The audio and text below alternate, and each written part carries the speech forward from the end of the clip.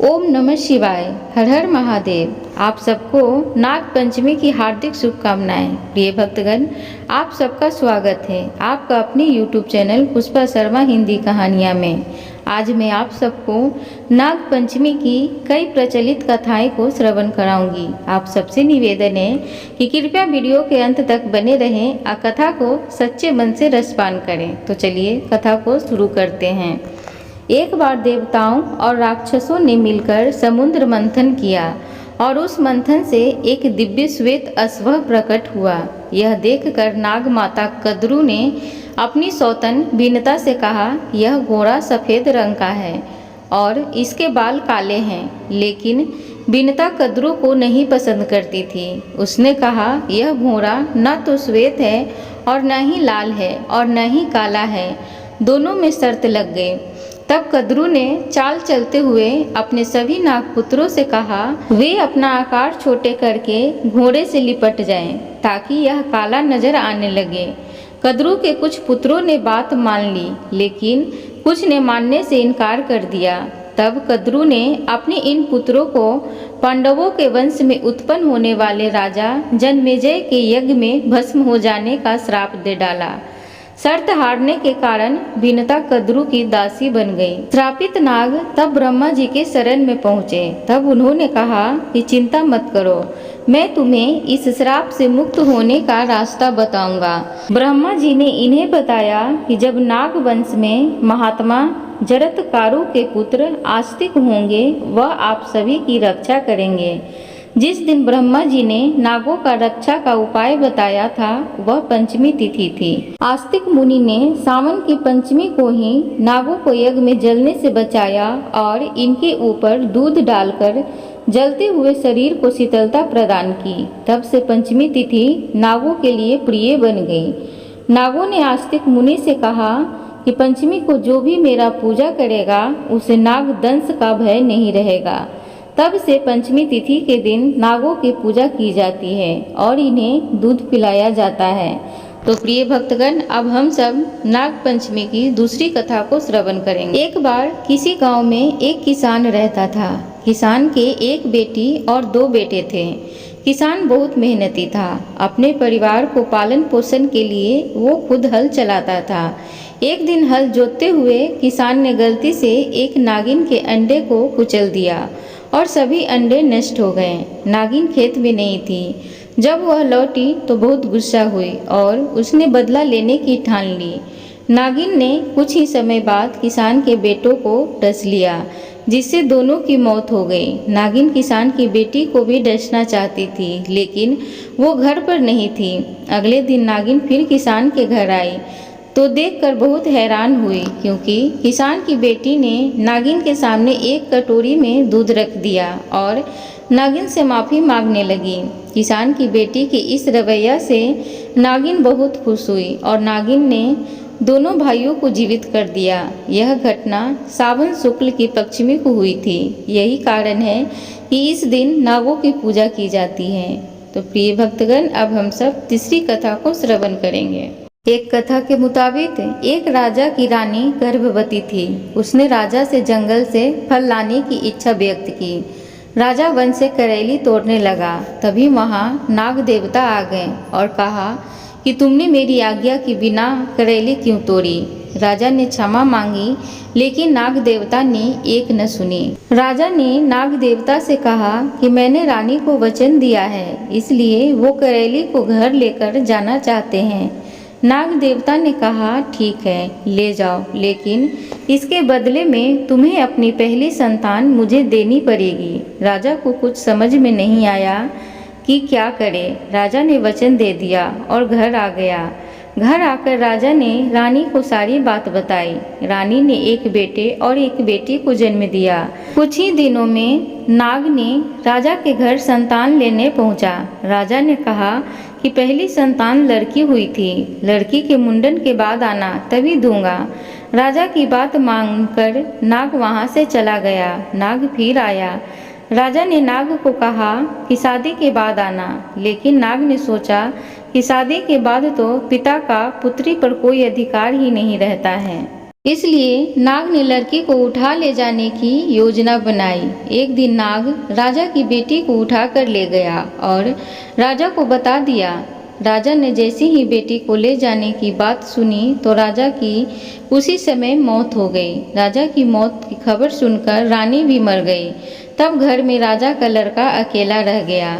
राजा के बेटे को उसके रिश्तेदारों ने लूट लिया और राजा के बेटे को भिखारी बना दिया। राजा का बेटा भीख मांगने लगा। एक दिन भीख मांगते हुए राजा का लड़का नाग के घर पहुंचा तो उसकी बहन ने उसे पहचान लिया और फिर दोनों भाई बहन प्रेम पूर्वक रहने लगे। तभी से यह त्यौहार मनाया जाता है। नाग पंचमी की पौराणिक कथा के अनुसार प्राचीन काल में एक सेठ जी रहते थे जिनके 7 पुत्र थे। उन 7 के विवाह हो चुके थे। उनके सबसे छोटे पुत्र की पत्नी बहुत ही श्रेष्ठ चरित्र की विदुषी और सुशीला थी, लेकिन उसका कोई भाई नहीं था। एक दिन उस घर की बड़ी बहू घर लिपने के लिए पीली मिट्टी लाने के लिए सभी बहुओं को साथ लेकर खेत में गई। सभी बहुएं अपनी डलिया और खुरपी लेकर मिट्टी खोदने लगीं। तभी वहां अचानक से एक सांप निकला जिसे बड़ी बहू अपनी खुरपी से मारने लगी। यह देखकर छोटी बहू ने उसे रोक दिया और कहने लगी कि मत मारो इसे, यह बेचारे ने कौन सा कोई अपराध किया है। बड़ी बहू ने उसे नहीं मारा और सर्प एक ओर जाकर बैठ गया। तब छोटी बहू ने उससे कहा कि मैं अभी लौट कर वापस आती हूँ, तुम यहाँ से कहीं जाना मत। यह कहकर वह मिट्टी लेकर घर चली गई, लेकिन वहाँ कामकाज में फंस जाने के कारण वह सर्प से जो वादा किया था उसे भूल गई। उसे दूसरे दिन जब अपने वादे का याद आया तो वह तुरंत वहाँ पहुँची। उसने देखा कि सांप तो अभी भी उसी स्थान पर बैठा हुआ है। वह बोली, सर्प भैया नमस्कार। सर्प ने कहा, तूने मुझे भैया कहा है इसलिए तुझे छोड़ देता हूँ, नहीं तो झूठी बात कहने पर तुझे तुरंत डस लेता। वह बोली, भैया मुझसे भूल हो गई, उसके लिए मैं आपसे क्षमा मांगती हूँ। तब सर्प बोला, अच्छा तो तू आज से मेरी बहन हुई और मैं तेरा भाई, तुझे जो मांगना है मुझसे मांग ले। वह बोली, मेरा कोई भाई नहीं था, अच्छा हुआ जो तू मेरा भाई बन गया। कुछ दिन बीत जाने के बाद वह सर्प मनुष्य का रूप लेकर उसके घर आया और बोला कि मेरी बहन को भेज दो। लेकिन सब हैरान हो गए क्योंकि छोटी बहन का कोई भाई नहीं था। तब वह बोला कि मैं इसका दूर के रिश्तेदार में भाई हूँ। बचपन में ही मैं बाहर चला गया था। सभी को विश्वास दिलाने के बाद वह अपनी मुंह बोली बहन को लेकर निकल गया। तब उसने अपनी बहन को बताया कि मैं वही सर्प हूँ, इसलिए तू डरना नहीं, मैं तुझे अपने घर लेकर जा रहा हूँ। तुझे जहाँ चलने में कठिनाई हो वहाँ मेरी पूँछ पकड़ लेना। इस प्रकार वह उस सांप के घर पहुँच गई और वहाँ के धन ऐश्वर्य को देखकर वह चकित हो गई। एक दिन सांप की माता ने उससे कहा कि मैं जरूरी काम से बाहर जा रही हूँ, तू ध्यान से अपने भाई को ठंडा दूध पिला देना। लेकिन उसने कैसा दूध पिलाना है ये बात ध्यान से नहीं सुनी और उसने गलती से गर्म दूध पिला दिया, जिससे उसका मुख जल गया।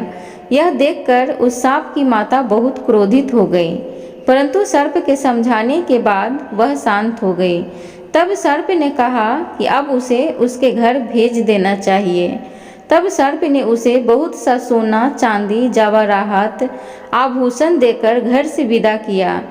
जब इतनी ढेर सारी कीमती चीजें लेकर वह अपने ससुराल पहुंची तो ये देखकर बड़ी बहू ने ईर्ष्या से कहा, तेरा भाई तो बड़ा धनवान है, तुझे तो उससे और भी धन ले लेना चाहिए। सर्प ने जब यह वचन सुना तो उसने सब वस्तुएं सोने की लाकर दे दी। यह देखकर बड़ी बहू ने कहा कि इतनी कीमती चीजें झाड़ने की झाड़ू भी सोने की होनी चाहिए। तब सांप ने झाड़ू भी सोने की लाकर दे दी। तभी सर्प ने छोटी बहू को हीरा मणियों का एक अद्भुत हार लाकर दिया, जिस हार की प्रशंसा उस देश की रानी ने भी सुनी। रानी के मन में उस हार को लेने का लालच आया और वह राजा से जाकर बोली कि सुना है कि सेठ की छोटी बहू के पास कीमती हार है, मुझे वो हार चाहिए। राजा ने तुरंत अपने मंत्री को हुक्म दिया कि उससे वह हार लेकर आए। राजा के कहे अनुसार मंत्री हार लेकर आ गया। छोटी बहू को ये बात बिल्कुल भी अच्छी नहीं लगी क्योंकि उसे वो हार उसके भाई ने दिया था। इसके बाद उसने अपने सर्प भाई को याद किया और प्रार्थना की, भैया रानी ने हार छीन लिया है, तुम कुछ ऐसा चमत्कार करो कि जिससे जब रानी हार पहने तो वह सर्प का बन जाए और जब मैं उस हार को पहनूं तो वह हीरे और मणियों का हो जाए। सर्प ने ऐसा ही किया। रानी ने जब हार पहना तो वह सर्प का बन गया। यह देखकर रानी की चीख निकल पड़ी और वो रोने लगी। तब राजा ने छोटी बहू को बुलवाया और कहा कि तूने क्या जादू किया है इस हार पर, मैं तुझे दंड दूंगा। छोटी बहू बोली, राजन यह हार ऐसा ही है, मेरे गले में हीरे और मणियों का रहता है और दूसरे के गले में सर्प बन जाता है। तब राजा ने उसे वो हार पहनने के लिए कहा। छोटी बहू ने जैसे ही हार पहना वो हीरे और मणियों का बन गया। ये देखकर उसे विश्वास हो गया कि वो झूठ नहीं बोल रही है और उसने प्रसन्न होकर उसे पुरस्कार रूप में मुद्राएं भी दी। उसके धन को देखकर बड़ी बहू को और भी ज़्यादा जलन होने लगी। उसने छोटी बहू के पति को सिखाया कि उसकी पत्नी के पास कहीं से धन आया है। यह सुनकर छोटी बहू के पति ने उससे पूछा कि यह धन तुझे कौन देता है, सच सच बताना। तब वह सर्प को याद करने लगी। उसी समय सर्प वहां प्रकट हो गया और कह रहा है कि यदि मेरी बहन के आचरण पर किसी ने भी संदेह प्रकट किया तो मैं उसे खा लूँगा। यह सुनकर छोटी बहू का पति बहुत खुश हुआ और उसने सर्प देवता को प्रणाम किया। कहते हैं कि उसी दिन से नाग पंचमी का त्यौहार मनाया जाता है और सभी स्त्रियां नाग को अपने भाई रूप में पूजन करती हैं। तो प्रिय श्रोतागण, उम्मीद करूंगी कि आज की ये नाग पंचमी की व्रत कथा आप सबको अच्छी लगी हो। तो कृपया चैनल को लाइक शेयर सब्सक्राइब जरूर करें। फिर मिलते हैं दोस्तों आप सबसे अगली वीडियो में। तब तक के लिए धन्यवाद।